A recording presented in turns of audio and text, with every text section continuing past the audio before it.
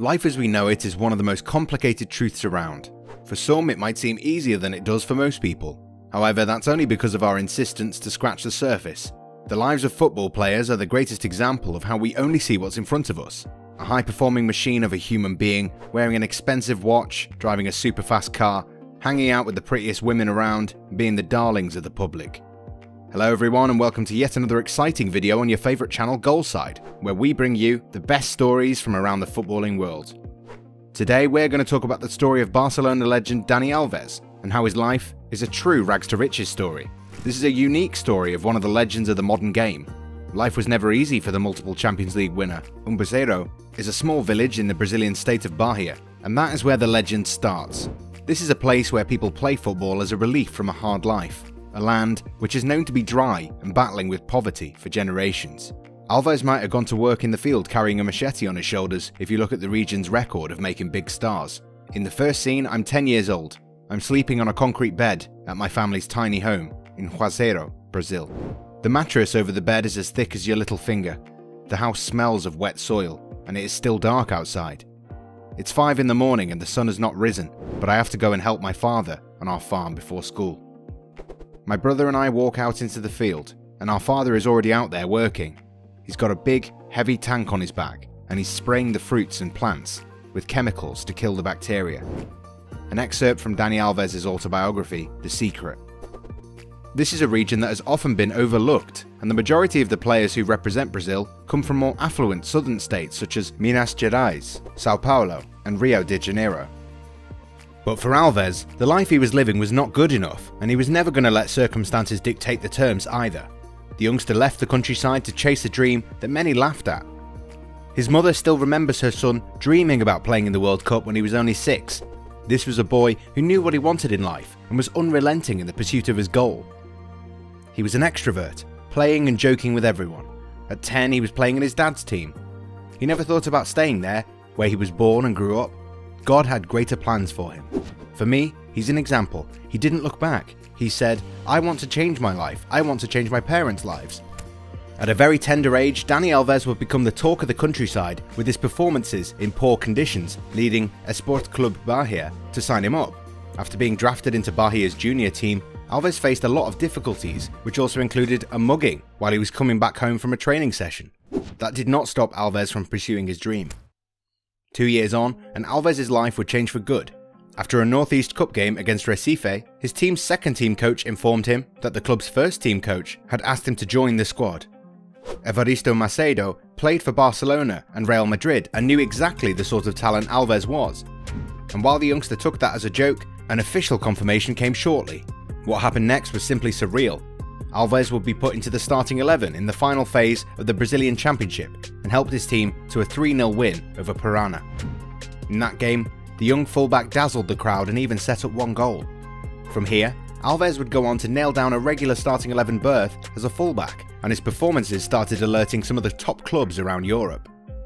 For months, the La Liga side Seville had been monitoring Alves' performances, and eventually the Andalusian outfit decided to make a move and secure the highly rated fullback services on an initial season-long loan in 2003. Finally, the dream Alves had made so many sacrifices for had come true. The youngster would move to play football in Europe and in the process help his family out of poverty and a daily life of struggles. The same year, Alves became part of the Brazil team that featured in the 2003 FIFA World Youth Championship. This was the tournament where the youngster announced himself to the world, putting in some commanding displays and helping Brazil beat Spain 1-0 in the final. The youngster was named the third best player of the tournament, and after seeing him perform so well, Seville did not hesitate in making his move to Estade Sanchez Pizjuan a permanent one. 2003-04 would be the season where Alves would establish himself in Seville's starting 11 as a first-choice right-back and help the team qualify for the UEFA Cup. Alves' arrival coincided with the club's most successful era, with back-to-back UEFA Cup success and sustained assaults for a La Liga crown to go with it. With several teams from England and Spain lurking around the corner, Seville chose to offer Alves a new contract, which resulted in teams backing off for a little while. That year, Liverpool were eager to bring Alves to Merseyside, but that did not affect the Brazil international's performances as he continued helping Seville shake things up in Spain. Slowly, from a promising player, Alves was beginning to look more and more like a world-class fullback. Once again, rumours started circulating that the fullback would eventually leave for a bigger team in Europe. After flirting with a potential move to Chelsea, who were now competing with Manchester United for English Premier League dominance, Alves had pretty much decided that he wanted to experience something different after giving everything to Seville. However, tragedy struck following the death of teammate Antonio Puerta. Out of respect, Alves decided not to push for a move to another club and stayed at the club for one more season. The next season, Barcelona paid £30 million to Seville for Alves' signature, thus making him one of the most expensive defenders of that time. But the departure was done amicably, and Alves admitted that he would never be the player he was had it not been for the Andalusian Giants. A lucrative contract and the chance to play with some of the most talented players of the decade helped Alves develop further and become one of the best fullbacks of the century. Countless league titles and Champions League winners' medals followed, as Alves would go on to become the second most decorated footballer in European competitions, behind AC Milan legend Paolo Maldini. During his time at Barcelona, Alves won 6 league titles, 4 Copa del Reys, 4 Supercopa de Españas, 3 Champions Leagues, 3 UEFA Super Cups and 3 FIFA Club World Cups. In the same spell, he also won the treble for Barcelona on 2 occasions alongside Lionel Messi, Andres Iniesta, Xavi, Gerard Piqué, Pedro and Sergio Busquets. However, it became clear that things were changing at Barcelona, so the fullback decided to pull the plug on an 8-year spell despite having a year left on his contract. Alves cited feeling too comfortable with things as one of the reasons behind his departure. Barca is an incredible club, but I was in too comfortable a position. I'm a person that when they feel comfortable, it means something is going wrong. What moves me are challenges and the battle to make history somewhere else. I hope things can continue in the same way, just in a different place. But what Alves said was only a small part of the event that led to him leaving Camp Nou, a place he'd grown fond of and called home.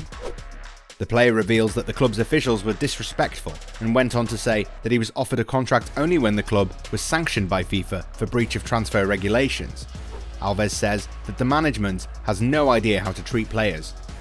During his time at Barcelona, Alves showed qualities of a player who sees their teammate as more than just someone they train and play with every day. The Brazil international offered to donate part of his own liver in order to help Eric Abidal, who was suffering from liver cancer at the time. In the 2013-14 season, Alves wore the number 22 shirt as a tribute to his friend. Knowing that growing up, life was never easy for him, Dani Alves has always been thankful for the opportunities that came his way. The Brazilian is a Special Olympics ambassador for the football program and does a lot of work to help differently abled athletes achieve their goals. And while you would come to see Alves as someone who's always laughing and joking, this is a character who's bullish and determined about his dreams. Quite famously, Alves had this to say on the eve of Messi scoring his 400th goal. "When we retire, people will ask who was the greatest, Messi, and who gave him the passes, Dani. My name is there whether people like it or not." He also has a tattoo of a Tweety bird on his shin to prove that the little guys in football rule too.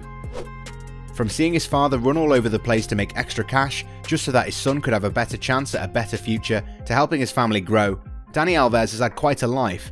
Alves says that his father was a very good football player, but he did not have the money to pursue his dream of becoming one. And it was his father who made sure that he did everything he could so that his son could get a chance to becoming what he couldn't. This was Alves' greatest ever achievement, and the player himself admits that he's proud to have helped his father realise his dream. And while his path seems straightforward, Alves says that he never considered himself as the best player in the academy, but the reason why he outshone everyone was because he promised himself that he would never go back to work on the farm again, and would instead make up for lack of ability through sheer will and drive. That's exactly what we've come to see from Alves, a combative warrior who's always chasing lost causes and never seems to wear out no matter what. Throughout his career, Alves has faced a lot of issues, but nothing comes close to the one he faced during a game for Barcelona where an opposition fan threw a banana at him. Quite like the Dani Alves we know, the fullback picked up the fruit and started eating it, thus showing that his spirit is too indestructible to be broken by acts of those whose minds aren't too evolved to think logically. This was a show of defiance from a player whose drive and hunger has always helped him cope with hard times and win a lot of silverware, and carve his name into the history books as one of the greatest players to have ever played the game. Do you know which team Barcelona were playing against when this incident happened? Answer this and you might win a $100 Amazon gift card. Make sure that you write your answers in the comment section. Those who cannot appreciate the things Alves has done for the game are the unlucky ones in this scenario.